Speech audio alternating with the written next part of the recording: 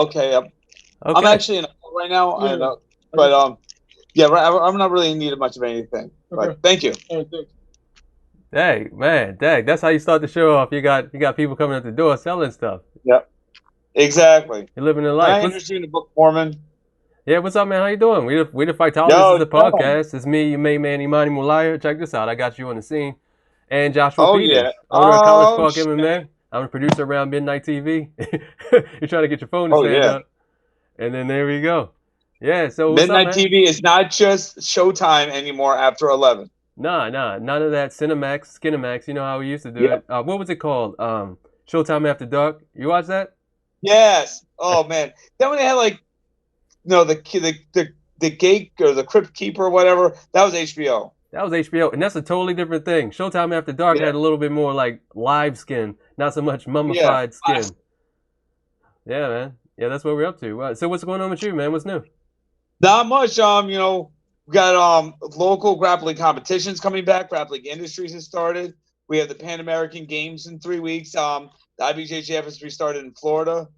Fight to Win has been now very active in Texas because they don't give a shit what goes on in Texas. Hey, how about like in the larger world, MMA, Muay Thai, Jiu Jitsu? I know UFC is still putting on events. Bellator one, and not a whole lot of Muay Thai. You seen any Muay Thai? You know, Muay Thai basically outside of Thailand is pretty much existing in one championship where where they do like Muay Thai, kickboxing, style fights as with large gloves as well as with MMA gloves. I believe one does all the Muay Thai events though with MMA gloves. Yeah, I like that. Before it was called Bunchu, right? Bunji, yeah, that was generally what it was called, or retarded too. I mean, I like it. Shit, it's like the Oh, I movie like it until Kickboxing. that ring getting hit. Nah, I love it, man. It's like kickboxing. You know when you wrap the hands in the gauze and then you dip them in glass and knock people out. That was the shit. Yeah, man. Matsu Cow. Yeah, Matsu Cow. you got to do the hands, the elbows, the head. You got to do all that stuff. So I like that actually. I mean, besides that, in the combat sports world, I mean, UFC's been doing their thing. You just heard they signed Michael Chandler. That is humongous lose. I mean, he has one loss to Patrici. That's it. He has beaten Ben Henderson twice. He beat Eddie Alvarez back in the day. I mean, Chandler's a problem for anybody. Well, let's talk about that. The Bellator roster. A lot of people say it's inferior to the UFC, but we know there's some heavy hitters on there. Specifically, Oh, Michael Chandler. We know specifically who else? He just beat Michael Venom Page. The Pitbull brothers. The Pitbull brothers. Yeah, who's the guy that just beat MVP, knocked him out clean? I forgot his name. Ah man, but Exactly. They have very good people, but a lot of them are forgettable. It's similar to the situation that one suffers from having either world class fighters or food cart vendors. well, that's the thing. A lot of people don't know about Bellator. We know about Bellator. It's actually you've seen fighters on Bellator. They'll come on there. They'll get a couple $1,000 maybe. They'll get a guy with like one win, one loss. It's a lot like the regionals, to be honest. Yes. But except for the main event. The main event now was a whole bunch of UFC retirees. You know what I mean? Like Ryan Bader. They although that Sambo guy who waxed Ryan Bader was it 2 weeks ago. Holy crap, was that impressive? I mean, I like what Bellator what they did because Michael Chandler was a free agent and he signed with the UFC. They probably gave him a good deal. They didn't beat that horse to death. I think that's the problem I had with the WEC. Like they were beating Uriah Faber into the ground. They were like force feeding people Uriah Faber. And then Uriah Faber became a superstar when he jumped back into the UFC. He had a whole new life in his career. I don't think you can have those second lives in your career. Yeah, what do you say? Well, yeah, especially after the UFC bought up and finished off the WEC and absorbed them because WEC was like 135, 45, 55, and 170. They once in a while would have like heavyweights, but they were primarily focused on the smaller weights. And Bellator has actually done, I think, really well with their women's division. In general, I think it's stronger, even though the strongest women are not in Bellator. But now their 155 division, I think overall stacks up against the UFC. Yeah, I think so. But I want to get back to that point about can a fighter really have two lives, in one organization, two popularity peaks. You see what I mean? Like you can't be a superstar twice in the same organization. I don't think you can do that. You have the rebirth storyline that will happen, or the resurgence, but it's much harder. It's interesting. You actually think about that when I'm thinking about my answer. Everyone loves the comeback story. Everyone loves that. Man, this guy was down and out. Now they're having a comeback. They're winning fights. They're showing better skill. A great example of that is damn, my brain is not working right today. But I mean, Jorge Masvidal is a good yeah, example of that. Masvidal, exactly. He was an average fighter, but then he really started stringing some things together. Now he's a star again. He was a star in Sengoku. He was a star everywhere he fought. He was a star in the Showtime's promotion. But that's exactly what I'm talking about. Like, you can be a star, you can have your star moment in a promotion, but it's hard to have like multiple star moments in a promotion. That's absolutely. Yeah, that's why I'm saying that other places. Yeah, it's probably good that Michael Chandler went to the UFC because he was their star. And one, I think economically for him, and also for his legacy. I mean, for better, for worse, if you do want to be considered the best, you have to fight in UFC, and you have to win. I mean, but the argument is that you got people who didn't. You got Fedor. That's the biggest argument that's out there. I think Fedor is a generational thing. I think if Fedor had started 5 years later and then never fought in UFC, I'm not sure people would be saying the same things about it. I mean, yeah, that's the thing. We don't know. He also crushed a lot of tomato cans in Japan as well. Yeah, but like Michael Chandler, people were considering him one of the best in the world. Before he signed to the UFC. So it's one of those things. Also, that division is much more competitive than heavyweight. Yeah. I mean, right now, especially in the UFC, are you kidding me? Oh yeah.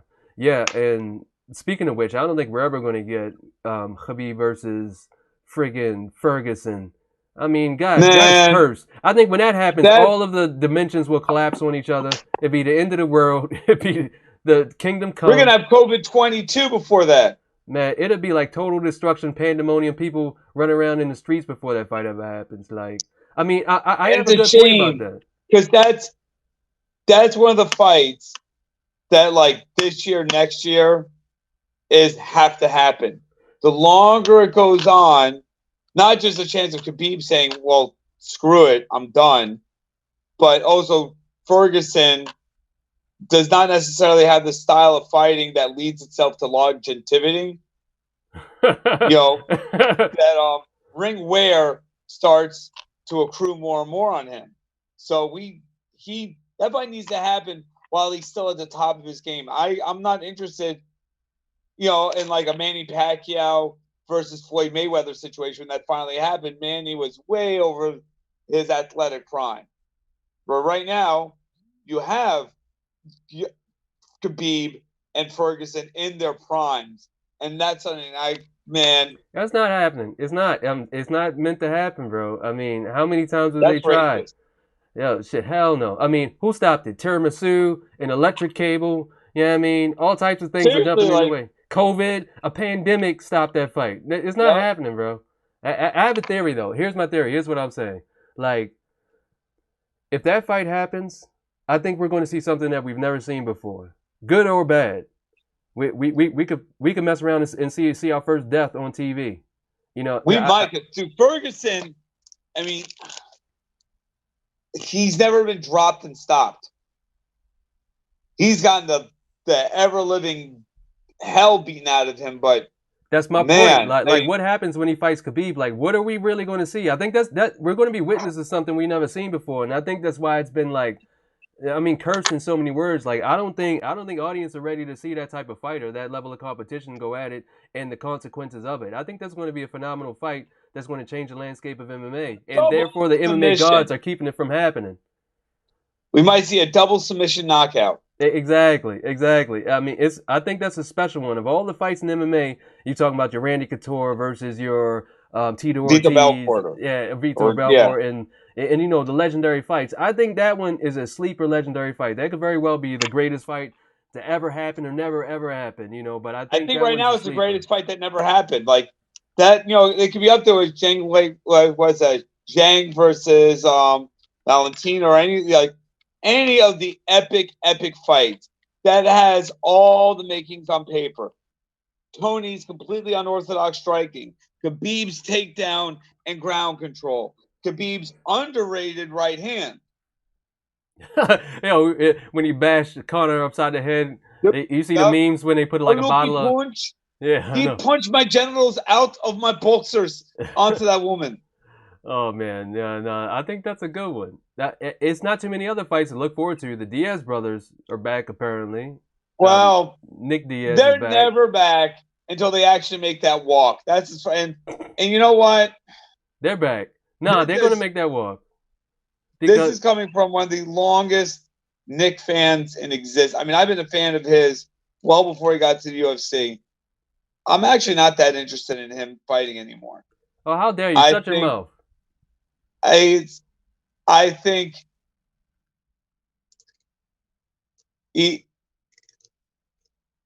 unless it's a very good style matchup with someone who's going to be willing to sit out there and slug with him a little bit, I'm not interested. And I mean, yeah, okay, I know they said that he's now back in the gym or whatever. He's taken a lot of damage.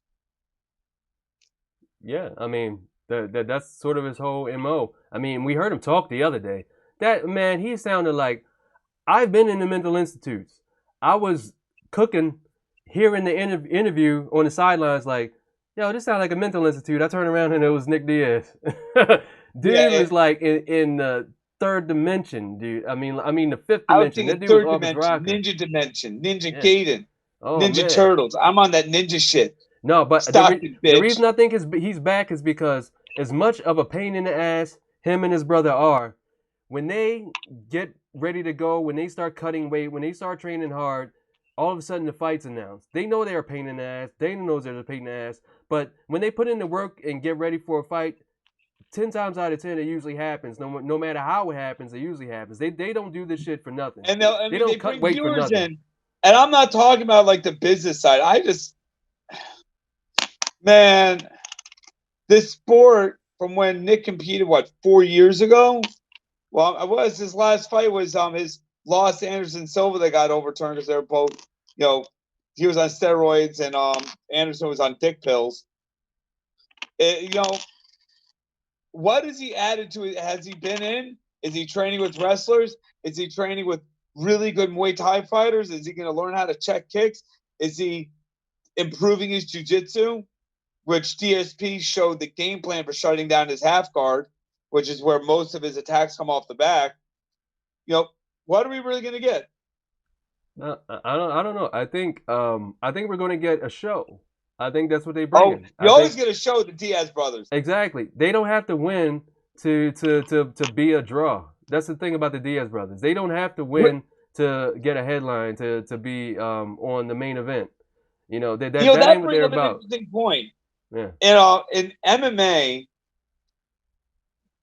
generally you're only as good as your last win, and then only there you could be out of the news cycle within 24 hours.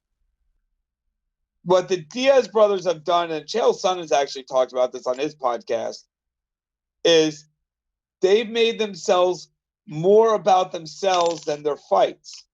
It's about their personality, which does mean they can be marketed and and always put into a card, because win or lose, something crazy is going to happen. It's going to be a slugfest. The media leading up to that's going to be a little ridiculous. I mean, that's where we're at with the fight game right now. I mean, Conor McGregor can lose and still be the biggest star in the world. Nick, they can lose. Jorge Masvidal can lose and still be. He just lost his last fight. He's still probably more popular than the guy who beat him. You know what I mean? Yep. So in Kobe Covington, he's a great example because he lost badly. I think it was TKO. Yeah, he got his ass whipped. Yeah, he got his ass whipped. But he got there with his stick, with his "Make America Great Again," with the all that. The whole thing that he admits is a stick. But the thing is, after losing, he could just pick up that stick like nothing ever happened. He's still pretty much in the same slot he was before he took that fight. He's still in that arena of social consciousness, of even title contention. Just because of that stake. We're in that era right now where And it he pays still to is a be like top that. five. Well, the difference between Colby and the Diaz brothers, Colby's a top 5 fighter. If you love him or hate him, he is exceptionally talented. Yeah, that's true. I mean, Diaz hover on that top 15, 20, which is not, it's not a knock on them, but it's not top 5. well, you got to give it up to him for the legacy. Like where does people like Shogun Hua sit, and where do people like these And old Nick guys, is that legacy Nogueira. fighter. Yeah. Well, where does Nogueira sit?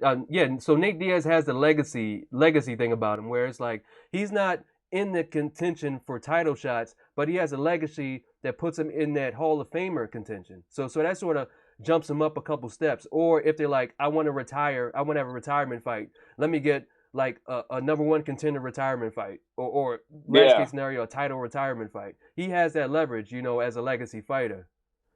So It would it's be a very toss up. interesting. It would be fascinating if Nick comes back, gets a win, says, I want to fight for a title and retire, because in the UFC, their contract automatically is a one fight extension if you're the champion to have to defend the title.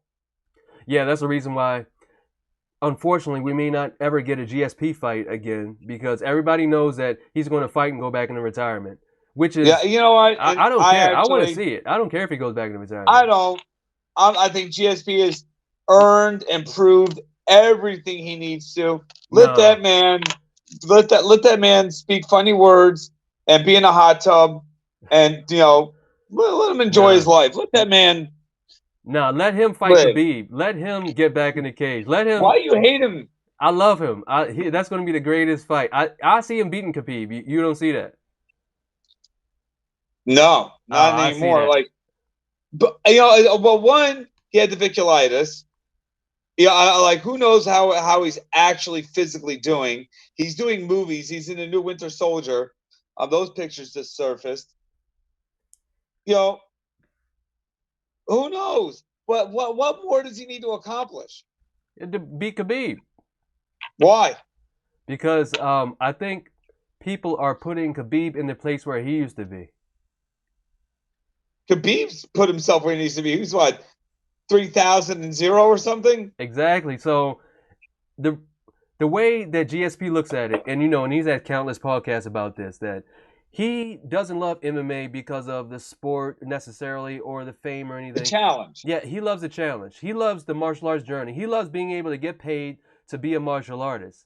And this is a challenge. This is a part of his journey outside of his career as a mixed martial artist. As a martial artist, as a lifelong martial artist, this is a continuation of that journey. He can quit the path of a lifelong martial artist if he wants to. He can quit the path of UFC easier than he can quit the path of a martial artist. He can quit the being path a martial artist doesn't fighter. mean always having to fight and compete. It could just be, maybe he wants to compete in jiu-jitsu now, or maybe he just wants to coach, or just improve and not have to have that pressure and wear and tear of a training camp and then a fight over his head. Yeah, but he can do that. Let's say he can do that like once every 2 years, which this will be like once every couple years. He finds a new challenge. He finds a new reason.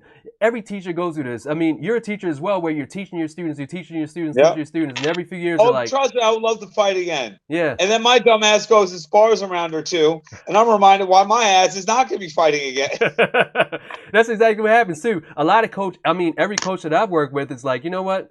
Let me just get back in there just to feel it out. See if I still got it. See if I learned anything new. See how I'm moving. And then after those first couple training sessions, they're like, you know what? I'm good. I went out with my students after like the first 30 seconds. Yeah. Then I'm like, nah, dog. I'm good with it. Because I wake up, I can't move, my back hurts. Yeah. And that's the thing. Like GSP, to me, one of the most beautiful things that could ever have happened is Cejudo stays retired. Now, he's an attention whore. He loves attention. And I can see him coming back to get more attention. But, man, would it be awesome if he just left the way he did? He's young. He's not terribly brain damaged. He has made it over that wall. He has seeing what's on the other side, and he can safely and thoroughly enjoy it. I mean, I don't know. I want to see him get his ass whipped. I mean, that's just me. I'm just I talking from love to see personal him get his ass experience. whipped. But even more, like, what did Conor McGregor say when he first started? He goes, get in, get rich, get out. Yeah. Cejudo might be the one to actually do that. GSP is loaded. He is a multimillionaire. He can do seminars if he wants to do martial arts. He has all these other avenues. As much as like 27-year-old me would love to see him fight again, 42-year-old me understands that it's that one last fight is always the one fight too many. Yeah, and that's how I felt about like DC too. Like that's why I didn't want him to fight John Jones because I was like, no, that would be the Rocky Drago moment where it's like you took the punch you shouldn't have taken. I was and so then he's against gonna be like, Dana, I got cauliflower brain. Cauliflower brain. That's what would happen if they would have been DC versus John Jones at light heavyweight for his retirement fight. Like he would have got retired, not just Jones would have murdered him. Exactly. I don't even think Jones wanted to do that. Yeah. As fucking malicious as Jones is, I don't think he wanted to do that. Yeah, so you're right. Get in, get out. I mean, Conor should take his own damn advice then. I mean, what else do you have to think? Do? What else? He needs counseling. Let him spend time with his wife. Let him go make another shitty whiskey. Let him do some other things, but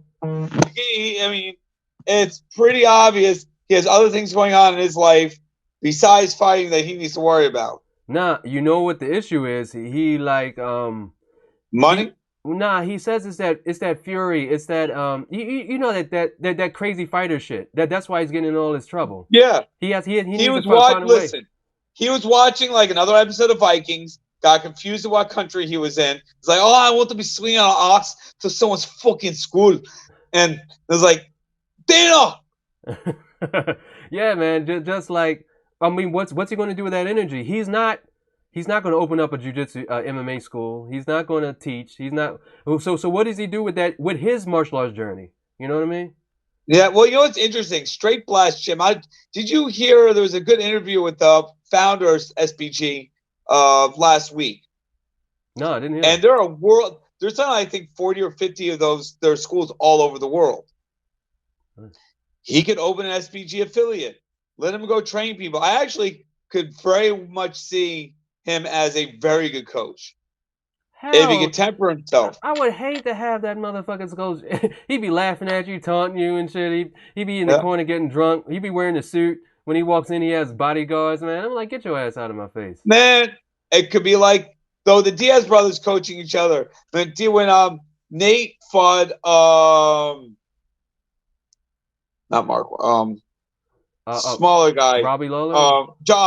Sean Shirk. Yeah. And Shirk took Nate down, and Nick is in the corner. Why don't you get up, you little bitch?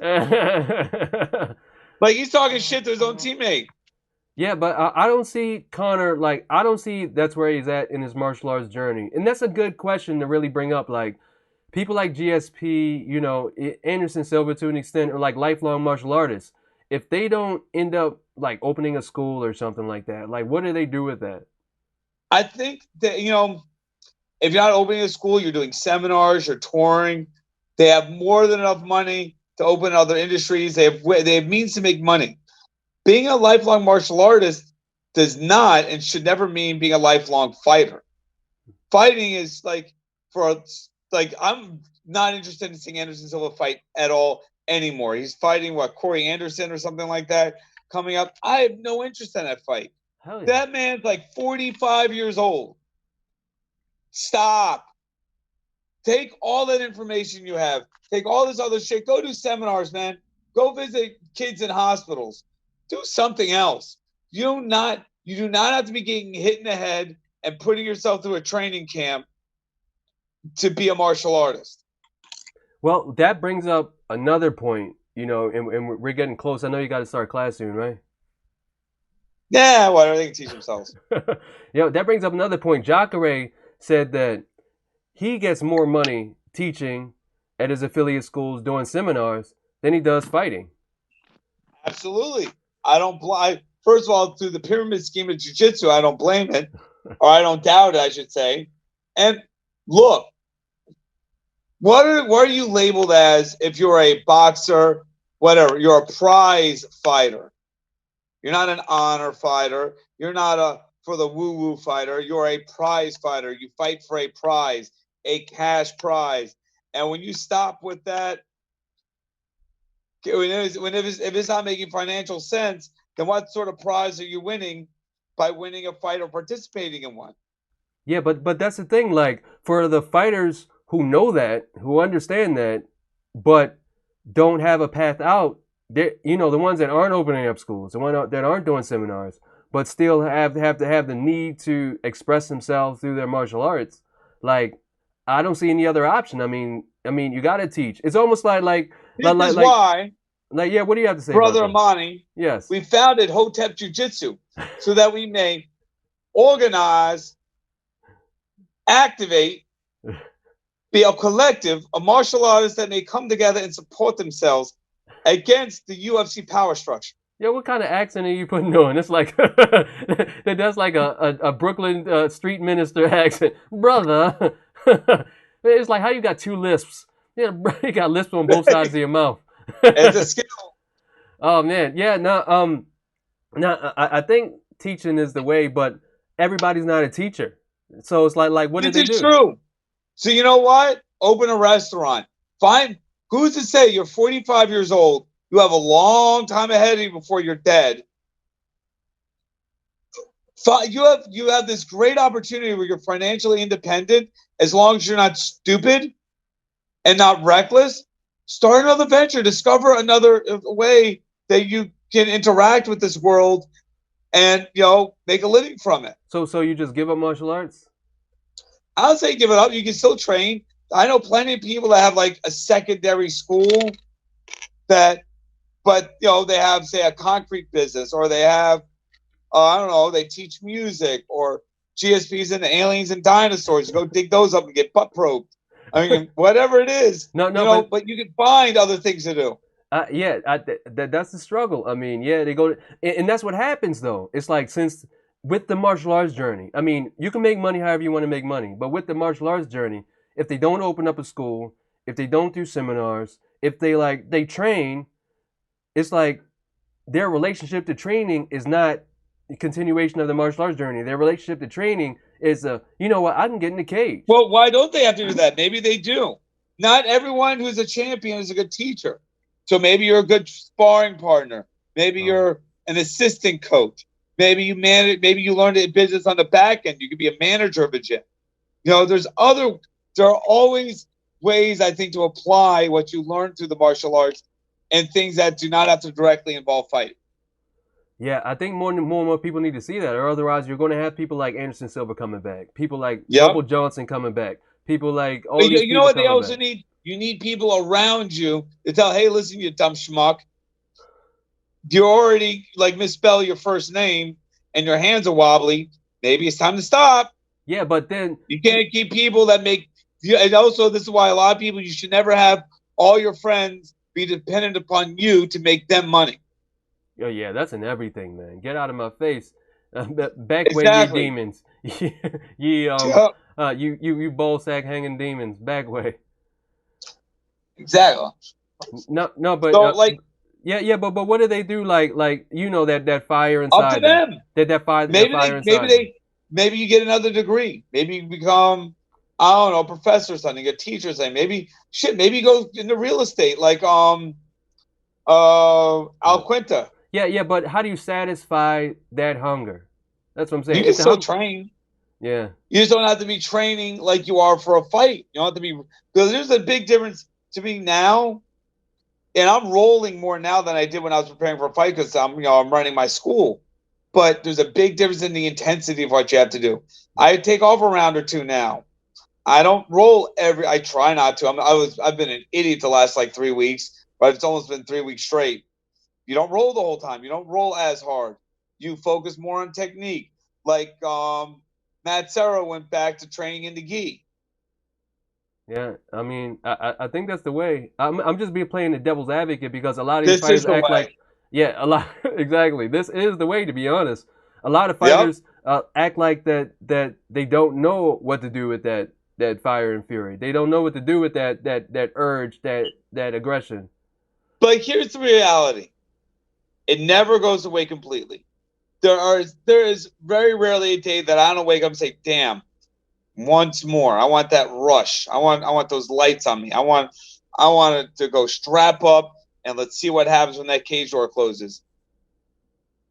But you grow up a little bit. You mature a little bit. You realize that the consequences of getting ready for and engaging in that activity begin to far outweigh the benefits.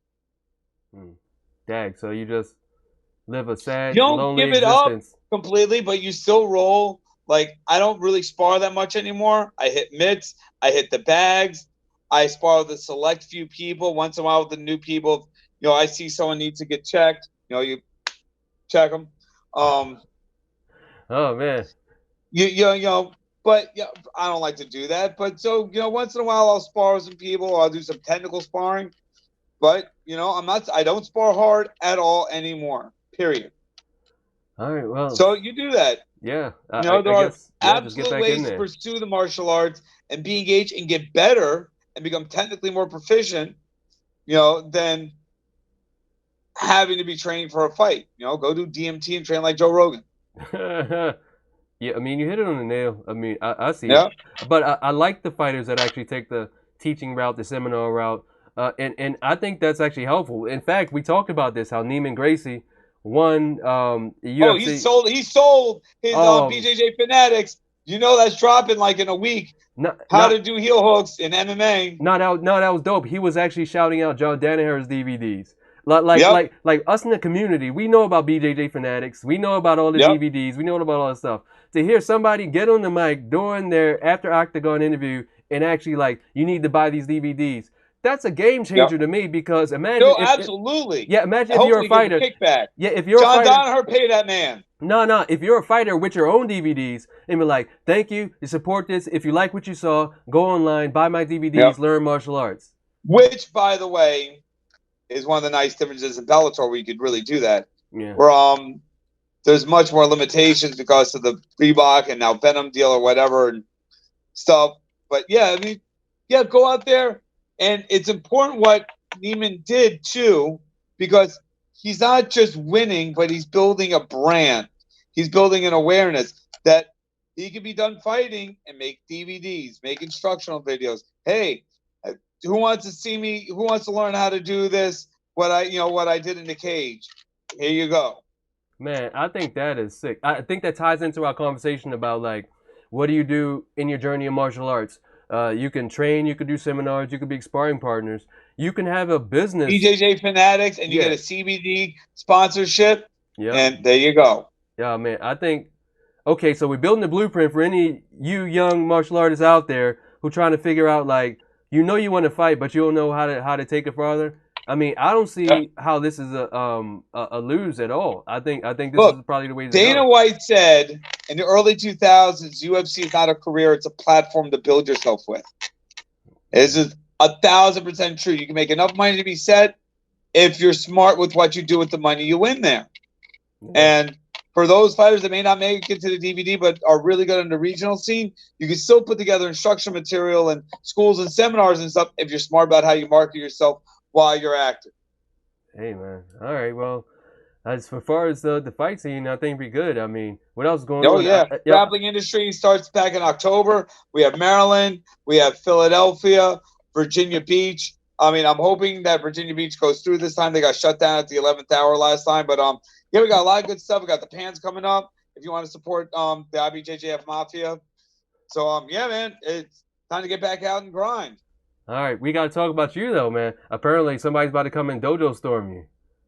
Oh yeah, so there's been this movie it's the modern day version of Kids, I think, or something called Cuties. Now Yeah, I know that about that talks one. about the sexualization of young children, right? Yeah. Now this is something that's actually pretty personal to me because one of my students was a victim of sex trafficking when she was younger, and we talked about this movie because this is a movie that tries to show, look what these young women have to go through. And people are like, oh, man, you look at these. There's a scene where an 11-year-old's topless. And first of all, if you think an 11-year-old being topless is sexual, you might be the problem. Because I don't look at any prepubescent individual and think that that's a sexual being, nor should they. The problem is what the media does, and you have like these preteen pageants and all this other disgusting crap. It pushes it on these young girls. And sex trafficking is a real thing. It's a big problem in College Park. It's a big problem in Maryland. It's a large problem worldwide, but this is like one of the areas where these things happen. And man, so you get a lot of fragile egos in martial arts who can't possibly imagine they might be wrong. So I had a member of the community threaten to come dojo storm me because I disagree with him, and then he wanted to talk shit. So I was like, all right, whatever, yo, we can rap battle. Well, you're going to ether it? Is that how it's going to go? Yep. Yeah, but that's sort of the ridiculous bullshit that goes on inside this community. That's one of the things that, like, that's one of the more toxic things about the jiu-jitsu community, especially from like the white male side of, oh my God, I can't be wrong, and even when I'm proven wrong or there could be a different point of view about something, I'm just going to double down on all my own bullshit. Oh man, I mean that's a serious topic. You're talking about there the movie. I know we're the Fightologists to talk about fights, but this sort of hit home because in a lot of what's happening is that a lot of people in the fight community they deal with this on a regular basis because we teach kids and and a lot of them. That instructor, we had an instructor in just northern Colombia. They got arrested a year ago, or is it 2018, maybe a year and a half ago at this point. There's it's something I dealt with as a school teacher. There's a reason we had to have police officers during the first bell and during dismissal because people try to snatch kids up. It is a big problem. And if you think a video or a movie that tries to show how especially younger underage girls are sexualized and robbed of their childhood, think how much harder it is to be that small child faced with those problems. We're not even talking about child sex trafficking or any of that other crazy shit. We're just talking about what normal kids are exposed to and how difficult that must be. You're saying it's difficult to watch and it made you sick? Well, it should. It's like you don't watch Schindler's List and walk away happy. I don't watch Roots and think, if I took one scene out of Roots and you had the whipping of Toby and think that that's pro-slavery. No, you have to look at it within the whole context of the whole goddamn movie. So, I mean, I hope motherfuckers just learn to have some sort of critical thinking or, I don't know, get an education. Well, I don't know. I mean, the way I view it is that, like I said, a lot of people are sensitive about this. It turned into a pedophilia, child sex thing. I think what happened was, well, for one, the movie isn't about that. The story she was trying to tell isn't about pedophilia. It just got turned into that by the people who saw it. Which brings which brings up my point is that I believe that's an oversight on her part, the director. She has to take responsibility for that oversight. Releases. If you watch Minoni's, if I'm saying it right, the French release is presented in the language. If you watch with the subtitles, it's different than the American release. And the American marketing, whoever's did Netflix is either disgusting or is a genius because it got everyone talking about it. Well, that's my point. That's what I'm trying to say is that she didn't see this happening. She made a movie about the sexualization of little girls. She didn't interpret that as an invite to pedophiles. That's what developed out of that. But the issue is that when it got out, that's what people saw it as. Because people want a virtue single and they want to see something to be upset about. Because, oh, look, I'm this great crusader against pedophilia. Fuck Netflix in this movie. No, but listen. I ain't doing shit about it. But listen, hear this out. It's like she has to understand that she didn't see that coming. But it came. It came. So as an artist, you have to be responsible for if you get a response that you weren't looking for, you have to be responsible for your role in that. That's something. Actually, she's actually had a couple interviews about this, like explaining this movie over and over. So, but she has to. It's not just explaining the movie. It's like, oh shit, I didn't see that. I should have been a little bit more aware. And the thing is that what you were talking about the marketing people. Who else didn't see that, or who did see that and was complicit in it? Or not even more than complicit, was an eager participant. Exactly. So who saw her oversight and said, you know what, we can profit from that? Or Yeah. who saw her oversight and was thinking money and had their own level of oversight, like they didn't see Yeah. it. But when the people Where saw in it, the the chain of people saw command something did different. this People saw become what something. it is now? Yeah, Yeah, where in the chain of command allowed it to become what it is now rather than what it was intended to be? yeah, exactly. And it starts with her, the director. Unfortunately, it starts with her. Yes and no, because I'm not exactly sure how much input she even had into the marketing of it to American Well, audiences. no, I'm just talking about the movie itself because we're talking Yeah. about people who've seen the movie. It's like she Well, didn't then think are we? about it. Should we not make movies about uncomfortable topics or things that can be misinterpreted? No, that's the thing. A lot of things get misinterpreted, and a lot of things. It's like that's a part of the process, but you have to take Yeah. responsibility of it when that happens. That's just the issue. As a But I think filmmaker, she as an has, artist. because in her interview, she's like, "Yeah, this isn't supposed to be. This isn't a happy, good feel movie. You're not watching E.T. No, but You're I'll explain. watching." I'll explain to you. I'll Yeah. give you an example. American History X. You saw that, right? Yeah. You saw that movie and what it Yeah. was about. And what it was about. It was It about was about white supremacy and now that the whole thing. and it was about white supremacy, and it was about how he overcame white supremacy. He discovered the Yep. ignorance of it, and he discovered the best of it. I don't care about any of that. All I care about was that was the first time I ever seen a black man get curb stomped. Yep. That, you see, Was traumatizing. traumatizing, especially for me, because I'm Yeah. afraid that can happen to me. Yep. So that wasn't the moral of the story, but that was the effect that it had. The moral of the story was how white supremacy is wrong and how it is actually a problem. What I got out of it was like my life is in danger. And So that's part of it. I think it was the point. well, If you're coming not out of that, like to relate to this movie, that man, the innocence of my young daughter or my friend's young daughter, or whatever, is at risk. That is the part of the message. well, yeah, the innocence, that was the protagonist's job. That was the Yeah. protagonist's role. His innocence was lost. He went down a dark path. He found out he was in a dark path, and then he changed his ways. It may have been too late, but he changed his ways. That was the point. I didn't get any of that because the imagery of a black man getting his head split open hit a little bit too home for me. That had nothing to do So with the that white one supremacy thing. scene overrode the entire meaning of the movie. Exactly. That's the point I'm Now, getting that's at. also then a cultural thing. So, at what point are we then just going to worry about, wow, one particular segment might see everything? And to what degree does that limit then, say, making a movie about a sensitive subject, any sensitive subject? No, that's the risk that you run. That is You do, and that's that is the risk at of the being point an that's the artist. risk that art takes. If you're a Holocaust survivor and you see Schindler's List, you might only remember that guard tower scene, and that might override everything else. Yeah, but in my example, it's like what I got out of it wasn't even what they intended for me to get out of it. That wasn't the story that they were trying to tell. I got Yeah. a totally different story. So who bears responsibility for that?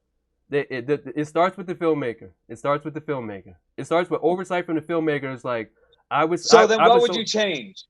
Oh no, that's the thing. I wouldn't change anything. That's what I'm saying. Here's the point. Yeah. I say it belongs out there because that's art and that's what it does. But the thing is that when it blows up in your face, you have to point the finger back at You should yourself. own it and say, and yeah, they absolutely say yes, absolutely, that should be disturbing to you.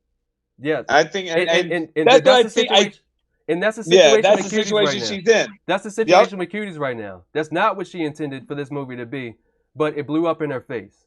Yep. And so that's nobody's fault. I mean, technically you could blame it on her, but that is the role of art. So sometimes you hit it, you hit what you want. Sometimes you get a response that you didn't want. But that's just Yep. the And risk you run is that's also the doing view, it. because then maybe it does take more people to take this, what's going on more seriously, and we get rid of some of these like teen beauty pageants and all that sort of crap. Yeah, but to come back to your point, then who else was complicit in that? I think that's where the controversy lies. Because people are saying Netflix counts to Netflix. You want people talking about it. Yeah, That's the thing, though, because are we talking about changing it, that she should never have done this? Are we talking about the base of the movie or how it was marketed? Like, the American cover is gross. I think everyone agrees with that. Is it gross, or is it gross to make you want to see it or make you upset about the subject? Like, No, no, Because at I some think point, you can't account for how everyone's going to interpret something.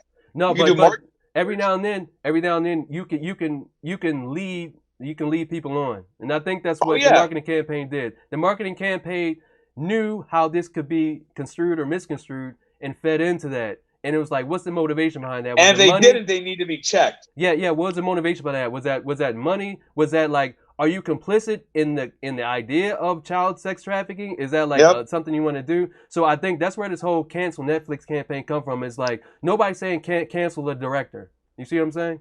Yeah. Nobody's saying cancel her. Well, a lot of people are saying they're calling for her to be sued and investigated and thrown in jail. Yeah, yeah. You But, should see. I know because people are digging deep, but on the surface level, the majority of people are pointing to Netflix. You know what I mean? Yeah, yeah. Yeah, because that's where the where we saw the complicitness And a lot of these begin. people pointing their fingers at Netflix also have their children doing cheerleading. Well, that's the thing. You can talk about everybody's moral compass. You could talk about Yep. like what's good because TRs, all those other shows are horrible too. Yep. This is just a situation. It's a lightning rod. It's easy to see. Yeah, yeah, but and I guarantee that this isn't the reaction that she wanted. I guarantee that. Oh no, absolutely. I guarantee I that. think she wanted people to be upset, but not at the movie, but at the culture that gives birth to what she shows in the movie. Yeah, so I think she was going for the same way as my example. It's like American History X wanted people to be upset about white supremacy and how it's misleading the country. When I took it a little bit further, it's like I see now that how I can be killed by white supremacists. That is Yep. forever burnt into my life now. So it's like you have to take responsibility, but at the end, as long as you make a difference, then you've done your part. But you have to take responsibility of that part. Yep. And change is hard. It's hard for people to look at things that are difficult. It's painful. Yeah, yeah, man. Like that Michael Jackson song, Change. Yeah, I know. Yeah, yeah. So it's one of those things where it's like everything else in the public is nuanced. It's not black and white. And in your case, Oh no. I hope it's not black and blue. If you guys come to blows, I got some nunchucks. Word. Yeah, hell yeah. I got some katanas. Ninja, please. Hell yeah. Nah, shit. I go to all those nagas. You think I got those swords for nothing? Exactly. Oh, son. I got one of them Naga swords up there right now. Yeah, man. Yeah, yeah. So, yeah. But that's good. Anything else on the fight front, on the public front? Anything else going on? On a public well, if you're local, I'm having a scrimmage next Saturday, and one of my fighters is boxing down in South Carolina, Aaron the Wolf Thorne. So there's going to be professional boxing restarting. CFFC is this weekend in Louisiana. So, keep your eye out, and even better than buying a ticket, which you cannot do to these shows, buy your local fighters t-shirt, their crappy little armband or whatever they're selling. Listen, it's how they make a living. And if you want to see the sport that we all love continue to flourish and grow, kick a couple bucks into it, not just pirate it on TV. Speaking of pirating, I'm going to talk to you offline about something. But yeah, but other than that, I think we're good, bro, man. Check us out. Absolutely. I got you. Let me see if I got all your stuff right. Bam. You can check out College Park MMA, Bam. cpmma.net. Also check them out. What is that? Instagram and Facebook, CPMMA? Yep, or Josh CPMMA, one word. Cash App. All that, Venmo, and PayPal. You can check me out. You can see me roundmidnighttv.com. We're putting together a TV sir. show where we're following all these up-and-coming fighters. We have a few people that just broke into the UFC, a few people who won the Contender Series, so check that out. If you want to see my martial arts journey, go to @Imani on Instagram. You can see me sitting on the couch watching other people fight. That's my martial arts journey. You have the Fightologists on Facebook. Yeah. Right? Check us, us, love us, support us. Yeah. And if I'll take hate too. Yeah, because if you're being hated, you're doing something right. If you're on YouTube, make sure to hit that thumbs down button twice. Exactly. Yeah, so other than that, I think we're good. Josh, hang on for a minute, but we're going to sign off. All right. All right, everybody take it easy. Peace.